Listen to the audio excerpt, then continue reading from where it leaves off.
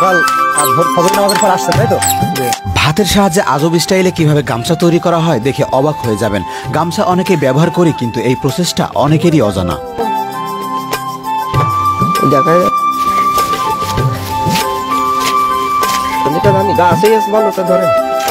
সুতায় এই ভাত মাখানোর প্রসেসকে মাড় বলে। আপনার ভাষায় এটাকে কি বলে জানাবেন। এবার এগুলি রোদ্রে শুকানো হবে যেন শক্ত হয় এবং গামছা বুনতে ভালো হয়।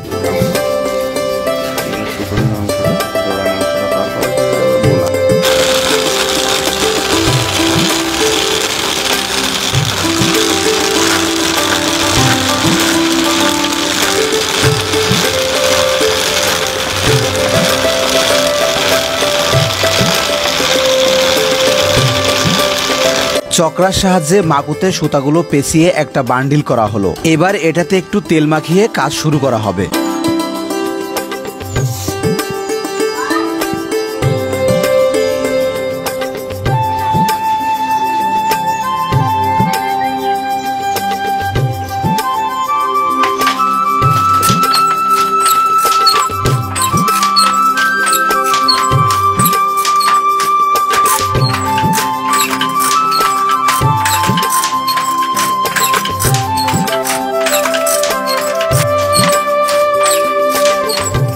পর্তা নেই, পর্তাবিহীন কাজ, জনের দাম পড়ে না।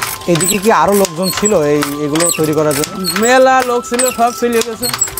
এখন পর্তা নেই বিদায়, মজুরি পড়ে না, চলে গেছে। আমি তো যাবো, চলেই যাবো মনে হয়, থাকতো না। এতে তো পর্তা নেই। মাজা ব্যথা হয়ে যায় না কাকা? তাও যায়, মাজা ব্যথাও হয়। একটা গামছা তৈরি করতে সময় লাগে 3 থেকে 4 ঘন্টা। একজন শ্রমিক একটা গামছা বোনার পর পারিশ্রমিক পান 30 টাকা। কালি সকাল ফজর নামাজের পর আসছেন তাই তো? এখন খাওয়া দাওয়া করে আবার আসবেন কয়টায়? মানে 11টা মতো ভাবছেন। গামছা কয়টা তৈরি হয়েছে?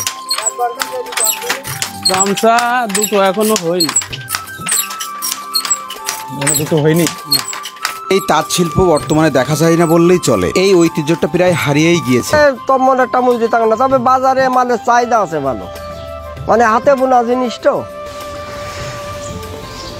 কই কই পাঠান এই গামছাগুলো? এগুলো আমাকে যশোরে ওই যে মমিননগর সমবায় শিল্প, ওই জায়গায় আমরা বেশি। তারপরে নাবারণও বেশি, বাড়িতেও মানুষ নেই, আশেপাশে যেসব গ্রাম আছে তারাও নেই।